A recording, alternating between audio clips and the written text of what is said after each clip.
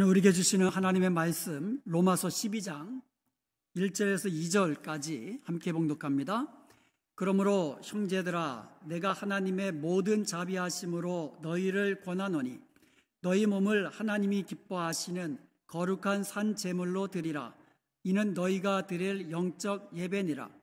너희는 이 세대를 본받지 말고 오직 마음을 새롭게 함으로 변화를 받아 하나님의 선하시고 기뻐하시고 온전하신 뜻이 무엇인지 분별하도록 하라.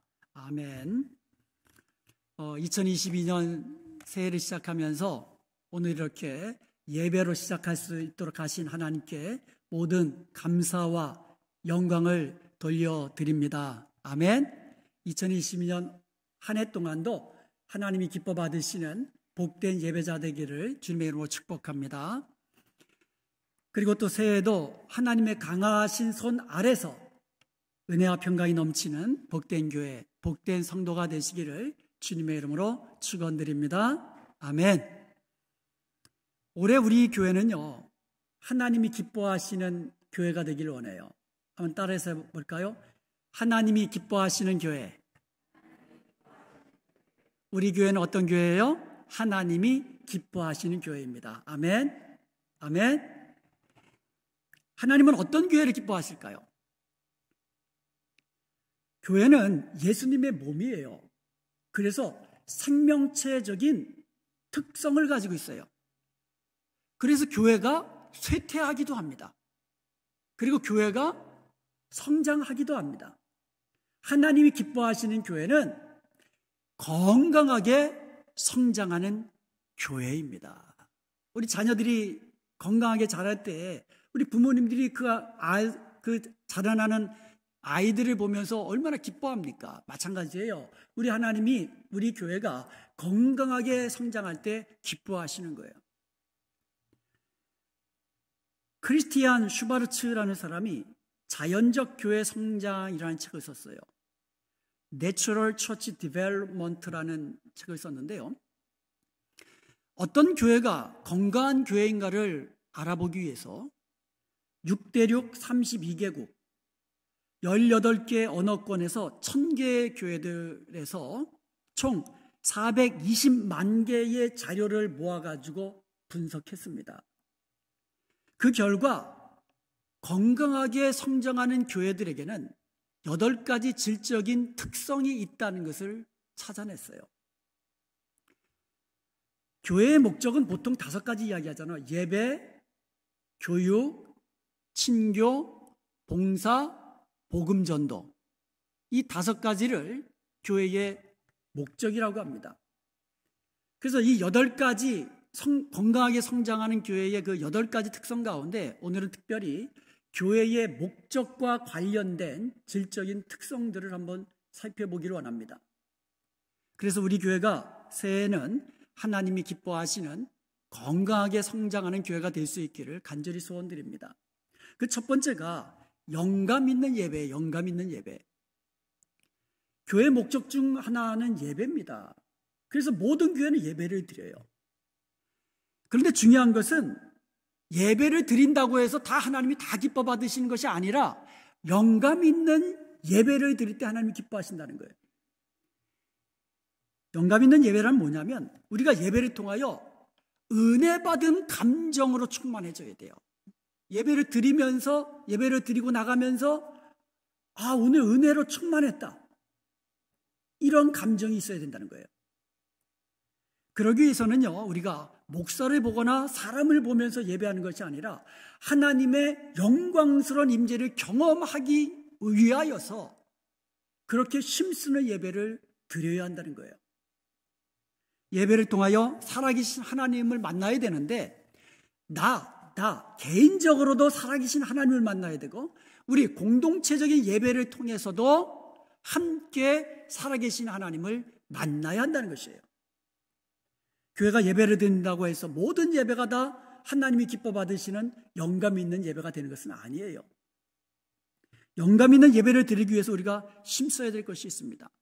요한복음 4장 24절에 보면 하나님은 영이시니 예배하는 자가 영과 진리로 예배할지어다 라고 말씀하고 있습니다. 하나님이 기뻐 받으시는 예배는 우리가 영과 진리로 예배를 드리는 그 예배를 기뻐 받으신다는 거예요. 예배를 사모하십시오. 예배를 사모해야 돼요. 하나님의 임재를 경험하고자 하는 그 열망으로 예배의 자리에 있어야 된다는 것이죠.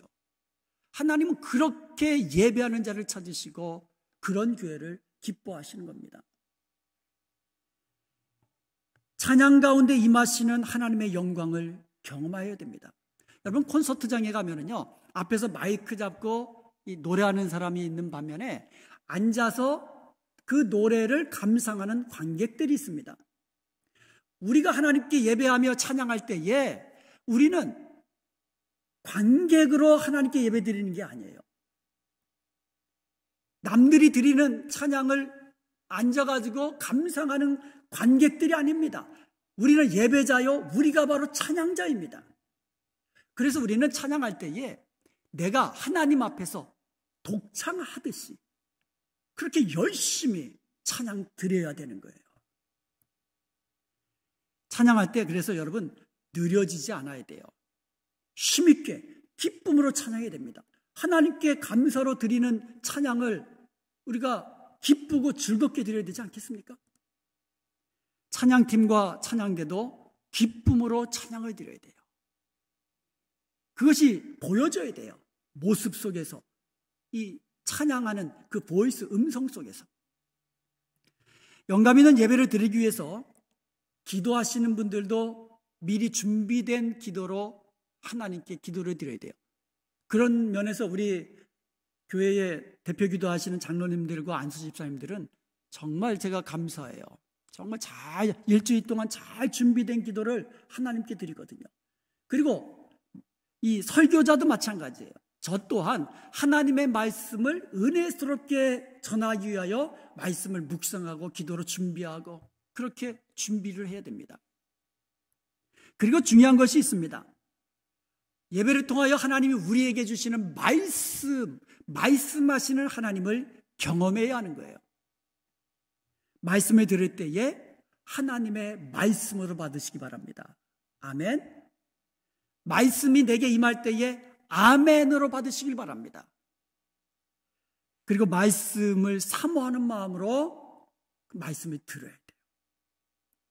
그리고 받은 그 말씀이 우리 삶 속에서 실제적으로 적용되어지면서 살아갈 수 있도록 그렇게 노력해야 돼요. 이것이 바로 오늘 본문 1절에서 말하는 영적 예배입니다. 1절 말씀을 한번 다시 보겠습니다. 그러므로 형제들아, 내가 하나님의 모든 자비하심으로 너희를 권하노니 너희 몸을 하나님이 기뻐하시는 거룩한 산 제물로 드리라. 이는 너희가 드릴 영적 예배니라. 아멘. 우리가 말씀을 따라 변화된 삶을 살잖아요. 그렇게 사는 우리의 모습이 바로 하나님 앞에 영적 예배가 된다는 것이에요. 히브리서 13장 16절에 보면 오직 선을 행함과 서로 나누어 주기를 잊지 말라. 하나님은 이 같은 제사를 기뻐하시느니라. 새해에는요, 우리가 함께 모여 예배하기를 힘쓰십시다. 아멘. 아멘. 예배할 때마다 하나님이 기뻐하시는 예배를 드리십시다. 그리고 예배 후에 우리의 삶 속에서의 변화된 삶을 통하여 하나님이 기뻐 받으시는 영적 예배자로 살아갈 수 있는 저와 여러분 되시기를 주님의 이름으로 축원드립니다. 그리고 두 번째로 사역자를 세우는 지도력입니다. 교회에 또 다른 목적이 있다면 교육과 훈련이에요. 그런데 교육과 훈련의 목적은요, 단순히 그 지식만 키워주는 그러한 것을 목적으로 하지 않습니다. 교육과 훈련하는 목적은요, 하나님과의 친밀한 관계를 회복하기 위함이에요. 하나님께 더 가까이 가도록 하기 위해서 하나님 말씀을 배우고 훈련을 받는 거예요.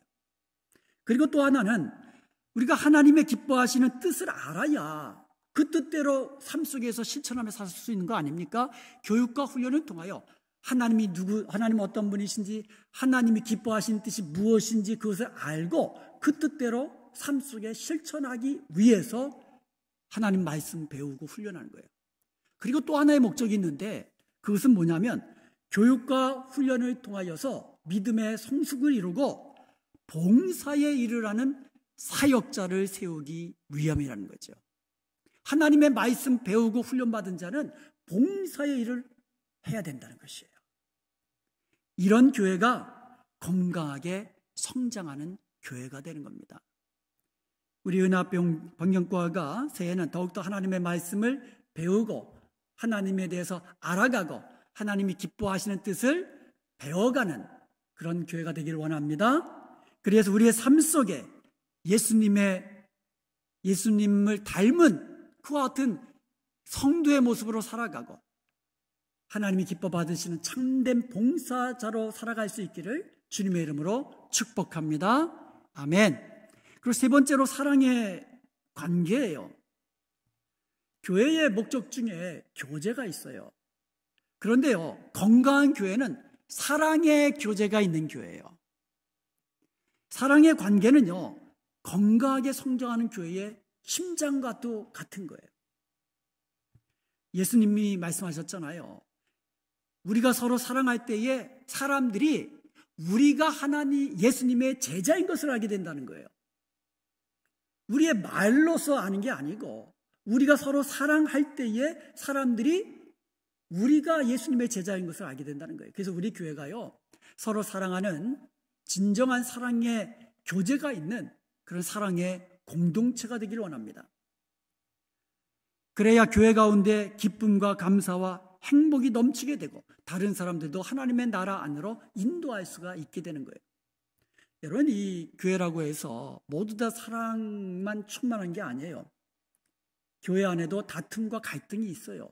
이 땅에 있는 교회는요, 다툼과 갈등이 없는 교회는 하나도 없어요.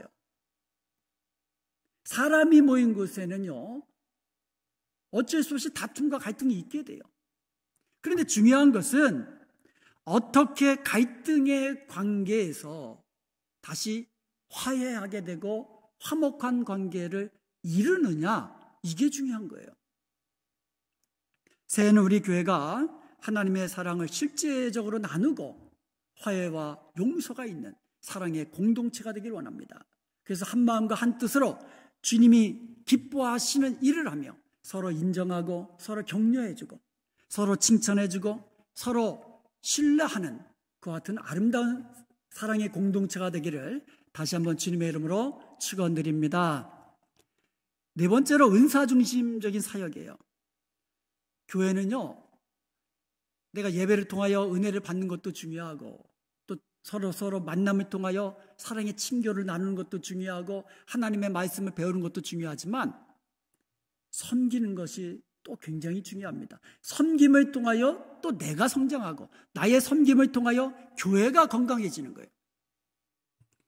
건강하게 성장하는 교회는요, 내가 받은 은사로 봉사의 일을 하는 그런 교회가 건강하게 성장합니다. 성령님께서는요, 하나님 나라를 세워가시기 위하여 또 교회를 세워가시기 위하여 성도들에게 은사를 주셨어요. 그래서 성령님께서 은사를 주실 때에는요, 그 목적이 있어요. 그것은 바로 하나님 나라를 위하여 주님의 몸된 교회를 위하여 봉사의 일을 하도록 섬기도록 하기 위해서 은사를 주신 거예요. 그래서 우리가요, 내가 어떠한 은사가 있는지, 그러니까 나는 어떤 일을 잘하고 어떤 일을 할 때 기쁨으로 할 수 있는지, 그게 은사거든요. 나의 은사를 가지고 나에게 주어진 그 사역, 또 내 은사에 맞는 기쁨으로 맞는 그 섬김의 일을 우리가 잘 감당해야 건강하게 성장할 수 있어요. 한번 여러분 그림 한번 보겠습니다.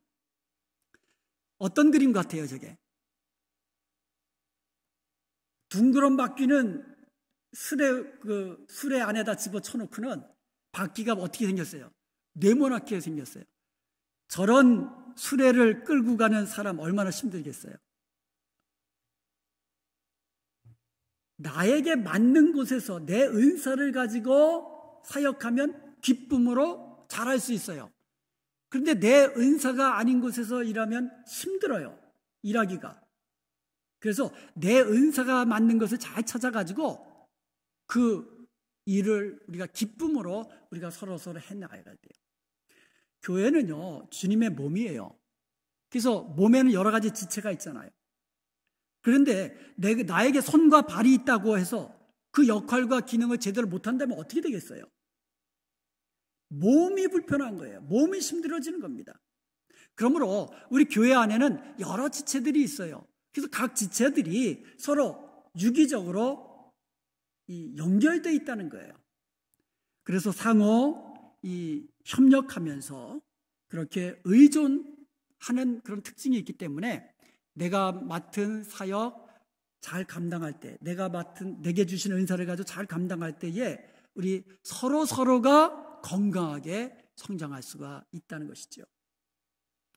이렇게 모든 성도들이 자신의 은사를 가지고 봉사함으로써 주님의 몸된 교회가 사랑 안에서 든든하게 건강하게 성장할 수 있도록 우리가 함께 힘써야 될 줄로 믿습니다.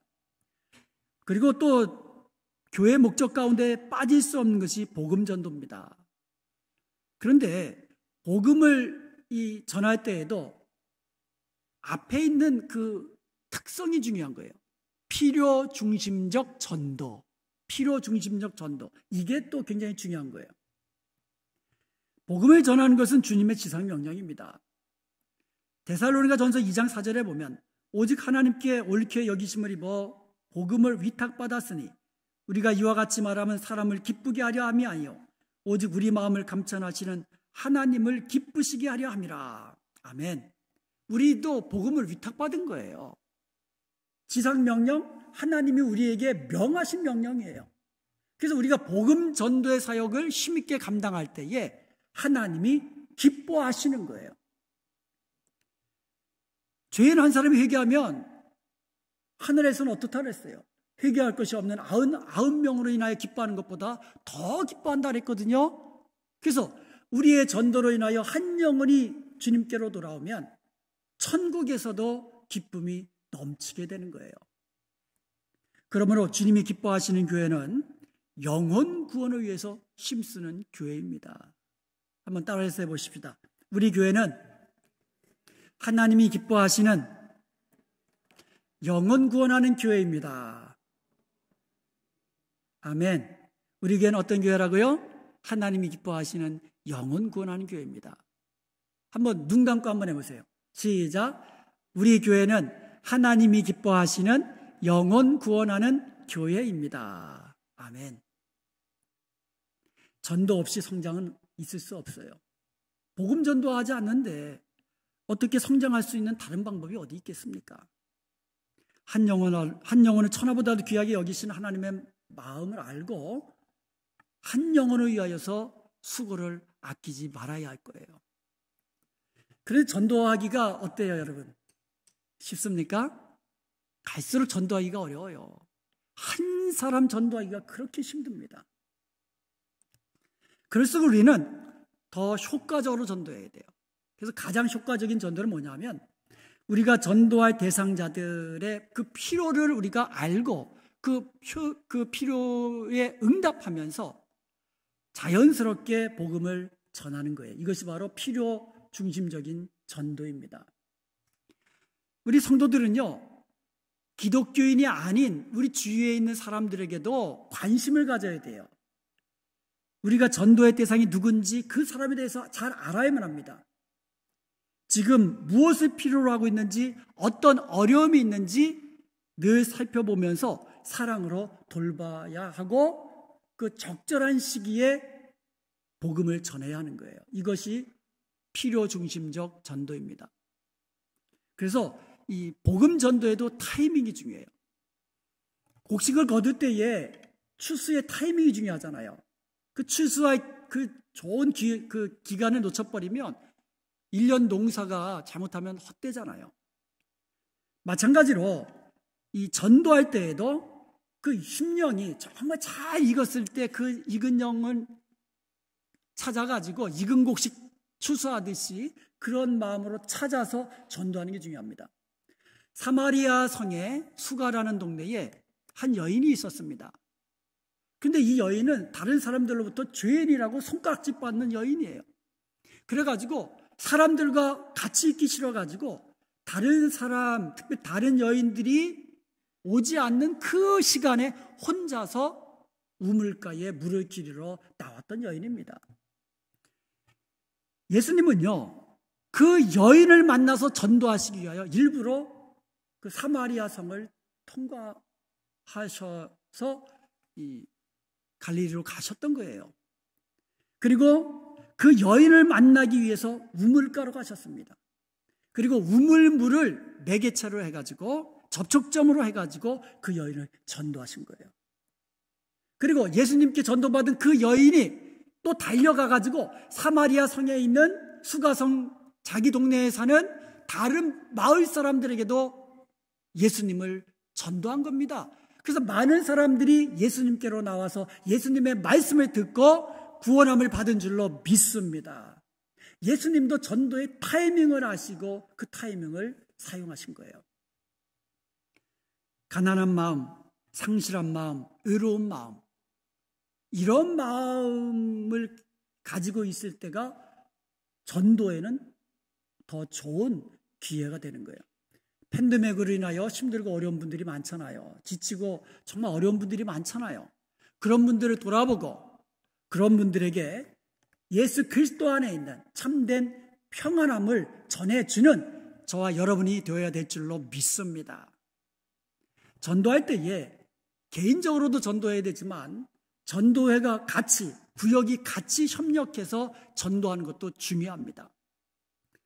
여러분, 이 지난 1년 동안 한 영혼이라도 한번 전도해 보셨습니까? 이 전도하기가 참 힘들잖아요.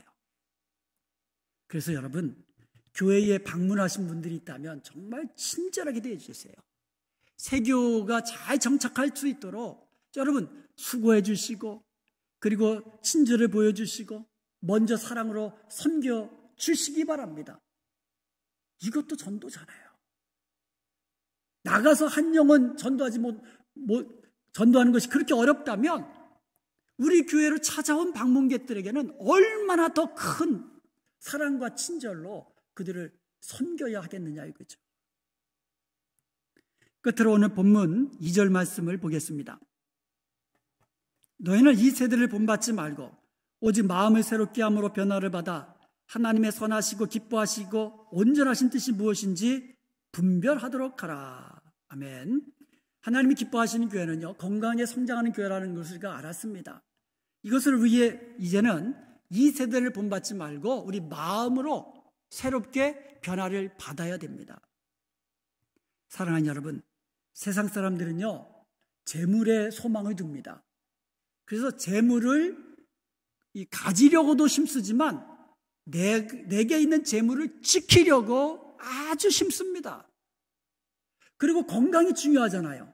그래서 건강을 지키려고 얼마나 힘쓰고 애쓰는지 모릅니다. 그런데 여러분, 이것들보다도 더 우리가 힘써 지켜야 할 것은 마음이라고 말씀하고 있잖아요. 우리의 마음을 지켜서요, 이 세상을 본받지 말아야만 합니다. 우리의 마음을 새롭게 해야만 합니다. 새해를 시작하면서 먼저 우리의 마음을 날마다 새롭게 하시기를 주님의 이름으로 축원드립니다. 우리의 마음이 제일 먼저 새로워져야 돼요. 모든 것이 마음 먹기에 달렸다고 그러잖아요. 여러분, 깨끗한 물이라고 해서요, 가두어두면 썩어요. 한 달, 두 달 가두어도 보세요. 썩습니다. 흐르는 물, 계속해서 흐르는 물은 계속해서 깨끗함을 유지하게 됩니다. 그래서 우리의 마음도요, 날마다 새롭게 변화되어야 할 줄로 믿습니다. 날마다 말씀으로 새로워져야 돼요. 우리의 신앙도 계속해서 성장하기 위해서는 먼저 마음이 날마다 새로워져야 되는 거예요. 바울은 고린도후서 5장 9절에서 이렇게 고백하고 있습니다. 그런즉 우리는 몸으로 있든지 떠나든지 주를 기쁘시게 하는 자가 되기를 힘쓰노라. 여러분, 성장하지 않는 아기를 보는 부모들, 이 마음이 무너질 거예요. 성장하지 않는 교회, 성장하지 않는 성도들을 보는 우리 하나님의 마음은 얼마나 근심될까요? 우리 하나님도요, 성장하는 교회, 성장하는 성도를 보실 때 기뻐하시는 거예요. 그러므로 사랑하는 여러분, 우리 2022년 새해를 시작하면서 우리 교회는 건강하게 성장하는 교회가 되십시다. 날마다 말씀으로 우리의 마음을 새롭게 해서 날마다 변화된 삶으로 하나님을 영화롭게 하고 하나님이 기뻐하시는 건강하게 성장하는 교회, 하나님이 기뻐하시는 건강하게 믿음이 성장하는 복된 성도들이 다 되시기를 주님의 이름으로 축원드립니다.